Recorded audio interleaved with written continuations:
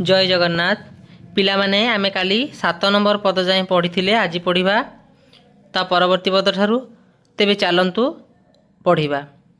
काहार स्वर होइबारु हत कादम्बिनी काल कोकिल मत।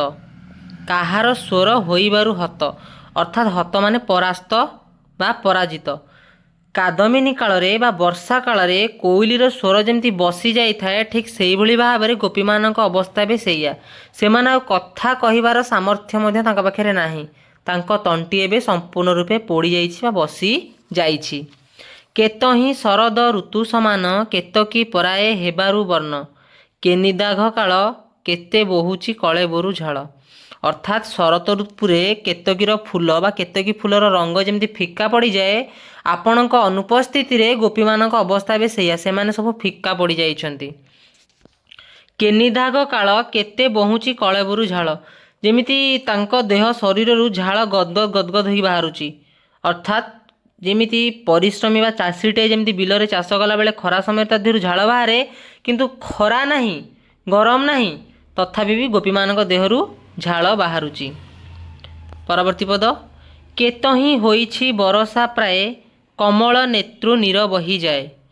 वर्षा ऋतुरे जमी वर्षा अनवरत भाव गली चले ठीक से ही भाव में से कमल नेत्रु नीर बोही चली गोपी मान आखिरु अनवरत भाव में लुह बोही चली। केते कहिबी तांकर वेदना कहिले शोक जात हेब सिना। केवल ए देह केते अबा नश होई दुसह। अर्थात केते कहिबी तांक वेदना मु जेते कहिले भी तांक वेदना कम हब। जहाँ भी कहले केवल शोक आ दुख ही जात हम आपन को केवल कष्ट ही हम। हे माधव गोपी मान कथा मु तुम आगे कौन वर्णना करी। जहाँ भी कहले आपन को कष्ट ही हम। केवल ए देह केते अबा नश होई दुख। अर्थात से देह केते दुख नश होउची। काम दश दशार नवम पर्याय पर्यंत नवम दशा पर्यंत केते गोपी अवस्था गलानी। एभली भाव में से दुखरे जीवन यापन करुछंती। काहा विरह नर्तकी उत्कट कोकिल गीत को करिछि नाट। काहा विरह नर्तकी उत्कट। नर्तकी उत्कट माने कौन ना पागल प्राय हो जो नाचिबा। गोटे छोटिया स्टोरी कहबी पिला माने। शिव जितेबाला पार्वतींकर भग्नावशेष को बा तांको शरीर अधांश को धरी विरह जंत्रणा जर्जरित होई से तांडव करथिले। ठीक से ही भाव में विरह मुक्ति पाइबापी कई गोपी जन बा केते जन गोपी उत्कट नृत्य करुछंती बा नृत्य माध्यम निजर दुख को विरह को से उपशम करुछंती। कोकिल गीत को करिछि नाट। कोकिल अर्थात कोइली हम आ गोटे कामदेव हम। कोइलीर स्वर को कामदेव से तुलना कराए। आउे आउ गोटे अर्थ भी ग्रहण करहब। कोकिल गीत को करिछि नाट जो कृष्ण बंशी स्वन को से कोइलीर स्वर माध्यम अनुभव करुछंती। कलेबर रंग भूमि होइछि काम नृपति सुख को पाइछि।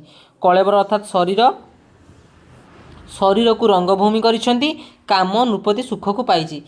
पिला माने दीटा श्रृंगार अछि। गोटे होछि संभोग श्रृंगार आ गोटे होछि विप्रलंब श्रृंगार। एठी हेछि विप्रलंब श्रृंगार अर्थात विरह। कामर कामदेव जो पंच स्वर अछि गोटे होछि विरह स्वर भी अछि। से विरह स्वर जर्जरित कराउछंती।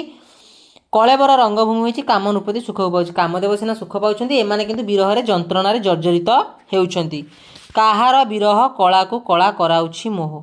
अर्थात कला को कला कराउछि मोह अर्थात जंत्रणा रे जर्जरित होला पर जो गोटे शेष पर्याय से अर्थ रे परिबो। आउ गोटे अर्थ रे कला को कला अर्थात चंद्रर रूप जेमती सब बेले परिवर्धित होई चले ठीक से ही भाव में गोपी मान दुख मध्य धीरे धीरे धीरे धीरे धीरे धीरे बढ़ी चली। कोलाहल नादे पुरीछि पुर के शिव को डाके होई आतुर। एठार शिव को कहीं डकाला पिला माने गोटे स्टोरी अच्छी। कंदर्प आ शिवंकर काहार का सहित पड़े नाही। कंदर्प होछन्ती कामदेव। से जेहेतु विरह जंत्रणा रे जर्जरित कराउछन्ती गोपी मानक बा सेमानक जंत्रणा सहिबार सीमा टपिलाणी। से दृष्टि एमाने कौन करुछन्ती शिव को प्रार्थना करुछन्ती। शिव होछन्ती कामदेवंकर शत्रु तो शिव को प्रार्थना कले से माने हुए तो किंचित मात्रा रे हो पछे काम बाणरू बा जो दुखरे जर्जरित होउछन्ती बा सानिध्य पाइबा पई से जो आकुल होउछन्ती सेथिरु मुक्ति पाइबे। तापर पद अछि केबोले आगो जल सिंच सिंच केबोले मंद मंद करी बिंच। କେହୋଇ ବିକଳ କହେ ସଖୀ ଚନ୍ଦ୍ର ଚନ୍ଦନ ଗୋଳ କେ ବୋଲେ ଆଗ ଜଳ ସିଞ୍ଚ ସିଞ୍ଚ। ମାନେ ତାଙ୍କ ଦେହ ଉତ୍ତପ୍ତ ହେଇଯାଉଛି ବା କାମରେ ଜର୍ଜରିତ ଯେଉଁ ହେଉଛି, କେହି ଗୋପୀ ଜଣ ଡାକ ଛାଡ଼ି କହୁଛନ୍ତି କି ପାଣି ଛିଞ୍ଚ ସିଞ୍ଚ, ଅର୍ଥାତ୍ କେତେଜଣ ଅଚେତ ହୋଇଯାଇଛନ୍ତି। ଅଚେତକୁ ସଚେତନ କରିବା ପାଇଁ ବା ସଚେତ କରିବା ପାଇଁ ପାଣି ସିଞ୍ଚିବା ପାଇଁ କୁହାଯାଉଛି। କେବଲେ ମନ୍ଦ ମନ୍ଦ କରି ବିଞ୍ଚ, ଯେଉଁ ତୁହାକୁ ତୁହା ସେମାନଙ୍କ ଚେତା ବୁଡ଼ି ଯାଉଛି, ବିଞ୍ଚିବା ପାଇଁ କୁହାଯାଉଛି। ମନ୍ଦ ମନ୍ଦ କଥା ଧୀରେ ଧୀରେ ଧୀରେ ଧୀରେ କରି ବିଞ୍ଚ। କେହୋଇ ବିକଳ କହେ ସଖୀ ଚନ୍ଦ୍ର ଚନ୍ଦନ ଗୋଳ, କେହି କେହି କହୁଛନ୍ତି ସଖୀ ଚନ୍ଦନ ଗୋଳ ବୋଲି। ହୃଦୟରେ ସେ ଚନ୍ଦନ ଲେପନ କରିବେ, ଯାହାଦ୍ୱାରା କି ସେମାନେ ଜ୍ୱାଳାରୁ ମୁକ୍ତି ପାଇବେ।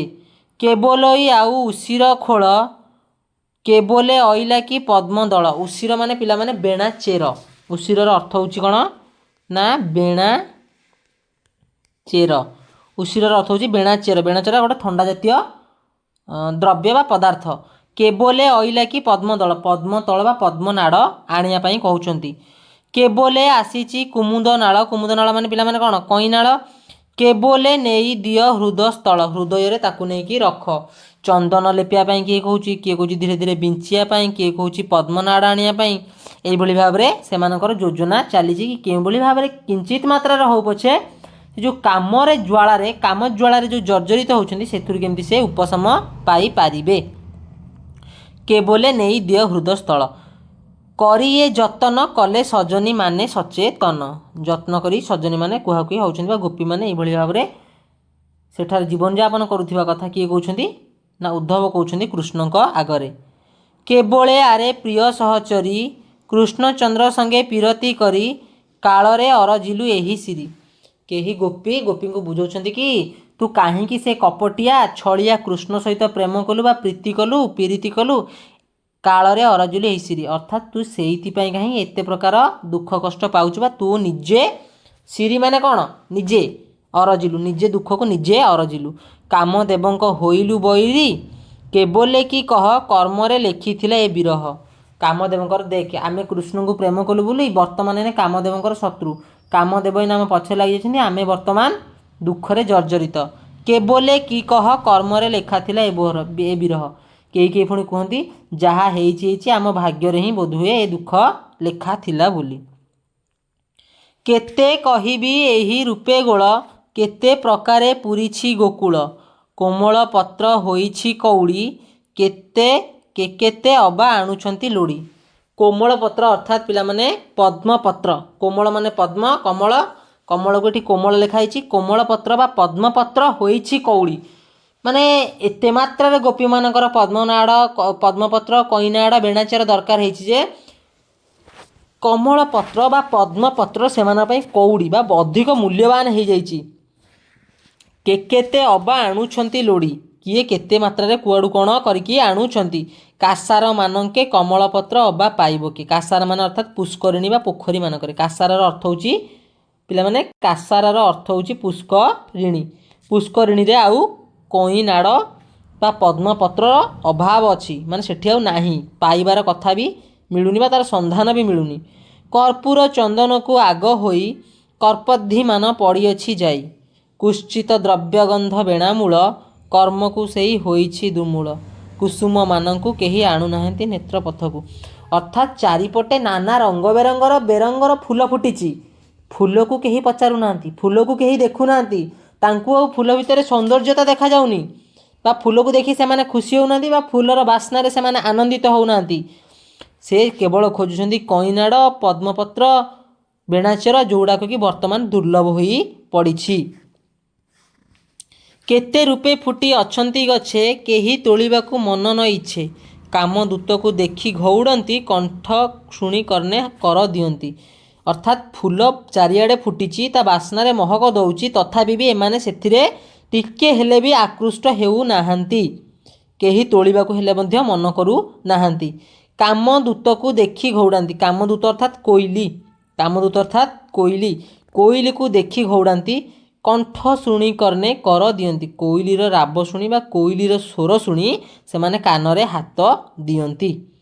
କୁଞ୍ଜ ବନହରି କହିଲି ଏହା ମୁଁ ଅଳପ କରି, ହେ କୁଞ୍ଜ ବନହରି, ହେ ମାଧବ, ମୁଁ ତ ଆପଣଙ୍କ ଆଗରେ ଏମିତି ଅଳ୍ପ କରି ବର୍ଣ୍ଣନା କରି କହୁଛି। କେବଳ ତୁମ୍ଭ ଲୋକ ବୋଲି ମୋତେ କହିଲେ ମଧ୍ୟ ସ୍ୱରେ ଯେତେ ଯେତେ। ସେ କଥା କହିବା ଅବସ୍ଥାରେ ବି ଆଉ ନାହାନ୍ତି। କେବଳ ସେ ଜାଣିଲେ ମୁଁ କି ଆପଣଙ୍କ ଲୋକ ବୋଲି ବା ଆପଣଙ୍କ ସଖା ବୋଲି ମଧ୍ୟ ସ୍ୱରେ ଯାହା ଟିକେ ଟିକେ ଟିକେ ଟିକେ କରି ମୋତେ କିଛି କହିଲେ। କିଛି ପ୍ରବେଶ ହୁଅଇ କର୍ଣ୍ଣରେ, କିଛି ରହଇ ତାଙ୍କରି ଅଧରେ। ଅର୍ଥାତ୍ ଗୋପୀମାନଙ୍କ ଅବସ୍ଥା ଏଭଳି ଭାବରେ ହୋଇପଡ଼ିଛି ଯେ ସେମାନଙ୍କର କଥା ମଧ୍ୟ ବାହାରକୁ ଶୁଣାଯାଉନି। ଉଦ୍ଧବ ଯେଉଁ ପଚାରିଛନ୍ତି, ଉଦ୍ଧବ ତାଙ୍କର ପ୍ରିୟ ସଖା ବା କୃଷ୍ଣଙ୍କର ସଖା ବୋଲି ଜାଣିଲା ପରେ ସେ ଯେଉଁ କିଛି କଥା କହିଲେ ତା ଦେହରୁ ମଧ୍ୟ କିଛି କଥା ତାଙ୍କ ପାଟିରେ ରହୁଥିଲା, କିଛି କଥା ବାହାରକୁ ଆସୁଥିଲା।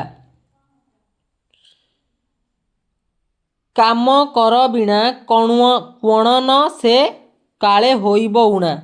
କହିଛନ୍ତି କୋଟି ଦଣ୍ଡ ପ୍ରଣାମ, କରି ତୁମ୍ଭ ଆଜ୍ଞା ଆଶା ବିଶ୍ରାମ।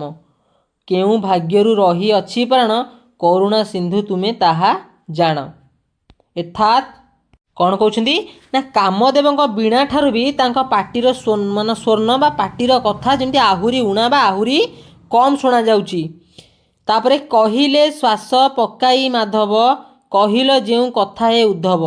କୃଷ୍ଣ ପୁଣି କହୁଛନ୍ତି, ହେ ଉଦ୍ଧବ ତୁମେ ଯେଉଁ କଥା କହିଲ, କିଞ୍ଚିତ୍ ବିଚ୍ଛେଦ ଯୁଗ ଯାହାଙ୍କୁ, କାଳେ ହେଲା ଭେଟ ନାହିଁ ତାହାଙ୍କୁ।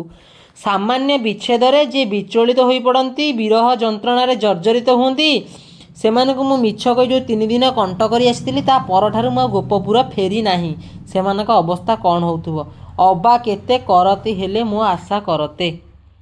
ଯେଉଁମାନେ ମୋତେ କିଛି ସମୟ ବା କ୍ଷଣିକ ସମୟ ପାଇଁ ଛାଡ଼ି ରହିପାରନ୍ତିନି, ସେମାନଙ୍କୁ ମୁଁ କାହିଁ ଯୁଗ ହେଲା ଭେଟି ନାହିଁ, ତାହେଲେ ସେମାନଙ୍କ ଅବସ୍ଥା ଏବେ କ'ଣ ହେଉଥିବ। ତାପରେ ପରବର୍ତ୍ତୀ ପଦ, କେବେ ହେଁ ନଛାଡ଼େ ମେରୁ ପର୍ବତ। କୁଆଡ଼େ ଗଲା, ସରି। କିରମାଳି ବିରସ ଯେମନ୍ତ, କେବେ ହେଁ ନଛାଡ଼େ ମେରୁ ପର୍ବତ। କିଶୋରୀ ଗୋପୀଙ୍କ ଠାରେ ମୋର ମନ, କରିଛି ସେଇ ରୂପେ ଅବଧାନ। ସୂର୍ଯ୍ୟଙ୍କ କିରଣ, ସୂର୍ଯ୍ୟଙ୍କ ଆଲୋକ ଯେମିତି ମେରୁ ପର୍ବତ ଉପରେ ସର୍ବଦା ଛାଇତ ହୋଇ ରହିଥାଏ ବା ସର୍ବଦା ରହିଥାଏ, ଠିକ୍ ସେଇଭଳି ଭାବରେ ମୋ ପାଇଁ ଗୋପୀମାନଙ୍କ ପ୍ରେମ ସଦା ସର୍ବଦା ସେମିତି ନବୀନ, ଚିରନ୍ତନ, ନିତ୍ୟ ନବୀନ। ବୁଝିଲ। ପରବର୍ତ୍ତୀ ପଦ, କହୁଁ କହୁଁ ଏହା କଲା ରାତି ଭୋଗ ରଜନୀ ନାହା, କରୁଣା କର ଚାହିଁ ଉଦ୍ଧବକୁ କଲେ ମେଲାଣି ପୁରକୁ ଯିବାକୁ। ଅର୍ଥାତ୍ କଥା ହଉ ହଉ ରାତି ପାହିଆ ଅବସ୍ଥା ବା ରାତି ଢେର ହେଲାଣି। କହିଲେ କଲା ରାତି ଭୋଗ ରଜନୀ ନାହା, ରାତିରେ ଭୋଜନ କରି କରୁଣା ଚାହିଁ ଉଦ୍ଧବକୁ କଲେ ମେଲାଣି ପୁରକୁ ଯିବାକୁ। ଅର୍ଥାତ୍ ତାଙ୍କ ପୁରକୁ ଫେରିଯିବାକୁ ଉଦ୍ଧବଙ୍କୁ କହିଲେ। କରି ମଣୋହି ପହୁଡ଼ିଲେ ଯାଇ, କଳା କରମୁଖୀ ଗୋପୀଙ୍କ ଧାଇ। କହି ମହଣି ପହୁଡ଼ିଲେ ଯାଇ, ଅର୍ଥାତ୍ ଖାଇକି ଶୋଇବାକୁ ଗଲେ। କଳା କରମୁଖୀ ଗୋପୀଙ୍କ ଧାଇ, କ୍ରମେ ନିଶି ଶେଷ କୁକୁଟି ଧ୍ୱନି ଶୁଭେ 10 ଦିଗ। ତାପରେ ଉଦ୍ଧବ ଯାଇଛନ୍ତି ଫେରିକି, ଆଉ କୃଷ୍ଣ ବି ଯାଇଛନ୍ତି ଖାଇକି ଶୋଇବା ପାଇଁ। ତାପରେ ସକାଳ ହୋଇଯାଇଛି, କୁକୁଡ଼ାର ରଡ଼ି ଶୁଣାଯାଇଛି, 10 ଦିଗ ପଟେ କୁକୁଡ଼ାର ସ୍ୱର ଶୁଣାଯାଉଛି। କେଶୀ ମନ୍ଥନ ଅପହୁଡ଼ ହୋଇ, କର୍ମ ଧର୍ମ ବିଧି ମୋତେ ବଢ଼ାଇ। କଲେ ବିଜୟ ବଡ଼ ଅବକାଶେ, କଲେ ଲୋକ ଦର୍ଶନ ହର ସେ। ଏଠାରେ କବି କ'ଣ କହୁଛନ୍ତି ନା କୃଷ୍ଣ ସକାଳୁ ଉଠି ନିଜର କର୍ମଧର୍ମ ଛାଡ଼ି ଯେତେବେଳେ ବାହାରକୁ ଯାଇଛନ୍ତି, ଦର୍ଶକ ତ ନୁହେଁ ଭକ୍ତମାନେ ତାଙ୍କୁ ଦେଖି କେମିତି ହେଇଛନ୍ତି ବା ଖୁସି ହେଇଛନ୍ତି ବା ଆନନ୍ଦିତ ହୋଇଛନ୍ତି। କୃଷ୍ଣ ଦାସ କବି କୃତାର୍ଥ ହେଲା ଏହା କାଳ ଭାବି। କୃଷ୍ଣ ଦାସ ଏଠି ଗୋଟେ ଭଣିତା କରାହେଇଛି ବା ଦୀନକୃଷ୍ଣ ଦାସ କହିଛନ୍ତି କି କେମିତି ଭକ୍ତମାନେ ତାଙ୍କୁ ଦେଖି ଖୁସି ହେଇଛନ୍ତି। କୋଟି ବ୍ରହ୍ମାଣ୍ଡ ପ୍ରଭୁ ଜଗନ୍ନାଥ, କରନ୍ତି ପୂର୍ଣ୍ଣ ଜନ ମନୋରଥ। କୋଟି ବ୍ରହ୍ମାଣ୍ଡ ପ୍ରଭୁ ଜଗନ୍ନାଥ, ଅର୍ଥାତ୍ ଜଗତର ନାଥ ଜଗନ୍ନାଥ ହେଉଛନ୍ତି କୋଟି ବ୍ରହ୍ମାଣ୍ଡ କୋଟି କୈବଲ୍ୟଦାୟକ ପ୍ରଭୁ ଶ୍ରୀ ଜଗନ୍ନାଥ। କରନ୍ତି ପୂର୍ଣ୍ଣ ଜନ ମନୋରଥ, ସେ ସମସ୍ତ ଜନଙ୍କର ବା ଦୁଃଖୀ ଜନଙ୍କର ଦୁଃଖକୁ ହରଣ କରନ୍ତି। କଲି ମୁଁ ଏହି ଘେନି ଏହି ମତ, କରିବାକୁ ରସ କଲ୍ଲୋଳ ଗୀତ। କହିଲେ ସେ ଯେଣୁ, କରରେ ମାତ୍ର ଦେଖିଲି ମୁଁ ତେଣୁ। ଅର୍ଥାତ୍ ସେ କହୁଛନ୍ତି କି ସ୍ୱୟଂ ଭଗବାନଙ୍କ ଆଦେଶରେ ବା ସ୍ୱୟଂ ଭଗବାନଙ୍କର ଗୁଣକୀର୍ତ୍ତନ ମୁଁ କରୁଛି, ସ୍ୱୟଂ ଭଗବାନଙ୍କର ଆଶୀର୍ବାଦ ମୋ ଉପରେ ଅଛି ବୋଲି ମୁଁ ଏ ରସକଲ୍ଲୋଳ ଲେଖିଛି। କ ଅକ୍ଷରେ ହୋଇଛି ନିୟମ, କଥା ନୁହେଁ ଦିବ୍ୟ ଅଦିବ୍ୟ ସମ। କ ଆଦ୍ୟ ପ୍ରାନ୍ତ ନିୟମରେ ପ୍ରଥମ ଛାନ୍ଦଟି ପିଲାମାନେ ସେ ଲେଖିଛନ୍ତି, ଆଉ ସବୁ ଛାନ୍ଦ ଗୁଡ଼ାକ କ ଆଦ୍ୟ ନିୟମରେ ରଚନା କରାଯାଇଛି। କଥା ନୁହେଁ ଦିବ୍ୟ ଅଦିବ୍ୟ ସମ, ଅର୍ଥାତ୍ ଏଥିରେ କେତେ କୌତୁକ କଥା ଅଛି, ସବୁ ମାନେ କେମିତି ବର୍ଣ୍ଣନା କରାଯାଇଛି। ଦିବ୍ୟ ଅଛି, ଅଦିବ୍ୟ ବି ଅଛି, ଚିରନ୍ତନ ଭାବ ଅଛି, ନିତ୍ୟ ନୂତନ ଭାବ ବି ଅଛି।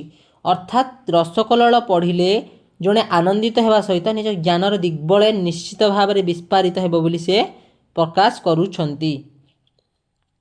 କଥା ନୁହେଁ ଦିବ୍ୟ ଅଦିବ୍ୟ ସମ, କେତେ କୌତୁକ ଅଛଇ ଏଥି କେବଳ କ୍ଷୀର ସିନ୍ଧୁ ପ୍ରାୟ ମନ୍ଥି କରି ରସଜାତ କରି ଧୀଷଣ ମନ୍ଦର ପର୍ବତ। ଅର୍ଥାତ୍ କେତେ ପ୍ରକାର ରସଜାତ କରି ଧି ଅର୍ଥାତ୍ ପିଲା ବୁଦ୍ଧିକୁ କୁହାଯାଇଛି। ଏଥିରେ କେତେ କୌତୁକ ଅଛି କ୍ଷୀର ସମୁଦ୍ର ପରି ଏହାକୁ ମନ୍ଥନ କରି ରସଜାତ କର ବୋଲି ସେ କହୁଛନ୍ତି, ପଣ୍ଡିତ ବର୍ଗଙ୍କୁ କହୁଛନ୍ତି। ଓ ଧି ଅର୍ଥାତ୍ ବୁଦ୍ଧି, ବୁଦ୍ଧିକୁ ମନ୍ଦର ପରି କର, ପର୍ବତ ପରି କର। ଏହି ରସକଲଳ ପଡ଼ି ତା ଦେହରୁ ରସଜାତ କର, ନିଜର ଜ୍ଞାନର ପରିସୀମା ବା ଜ୍ଞାନର ଦିଗ୍ବଳୟକୁ ବିସ୍ତାରିତ କର ବୋଲି ସେ କହୁଛନ୍ତି। କୋବିଦ ଦବ ମାନେ ଲଭ ସୁଖ କରନ୍ତୁ ବାଳିଶ ଅସୁରେ ଦୁଃଖ କୃଷ୍ଣ ସେବକ ଗୋପୀ ଭକ୍ତି ସାର କରନ୍ତୁ ସେମାନେ କଣ୍ଠରେ ହାର। ଅର୍ଥାତ୍ ଯେଉଁମାନେ ଭଲ ଜନ ବା ଭକ୍ତ ଜନ ସେମାନଙ୍କୁ ନିଶ୍ଚିତ ଭାବରେ ଭଲ ଲାଗିବ ବା ସେମାନେ ନିଶ୍ଚିତ ଭାବରେ ଖୁସି ହେବେ। ମୂର୍ଖ ଅସୁରେ ଦୁଃଖ ଅମଙ୍ଗଳ, ଅର୍ଥାତ୍ ମୂର୍ଖ ଆଉ ଅସୁର ଲୋକମାନେ ସେମାନେ ଦୁଃଖ ପାଇବେ। କୃଷ୍ଣ ସେବକ ଗୋପୀ ଭକ୍ତି ସାର କରନ୍ତୁ ସେମାନେ କଣ୍ଠରେ ହାର। ଅର୍ଥାତ୍ କୃଷ୍ଣଙ୍କ ପାଖରେ ଯାହାର ଭକ୍ତି ଅଛି, ଯିଏ କୃଷ୍ଣ ସେବକ ଓ ଯାହାର ଗୋପୀ ପ୍ରତି ଭକ୍ତି ଅଛି, ସେମାନେ ଏହାକୁ କଣ୍ଠର ହାର କରନ୍ତି। କୃଷ୍ଣ ମଙ୍ଗଳ ଏବଂ କୃଷ୍ଣଙ୍କୁ ପ୍ରାର୍ଥନା କରନ୍ତି। କଠୋର କୁଟିଳ କପଟି ଲୋକଙ୍କୁ ଓ ଅମଙ୍ଗଳ, ଅର୍ଥାତ୍ ଭଲ ଲୋକଙ୍କ ପାଇଁ ଏହା ଭଲ, କୁଟିଳ ଲୋକ ବା କପଟିଆ ଲୋକଙ୍କ ପାଇଁ ଏହା ଅମଙ୍ଗଳ ବୋଲି ସେ ଡାଇରେକ୍ଟ ସିଧାସଳଖ କହୁଛନ୍ତି।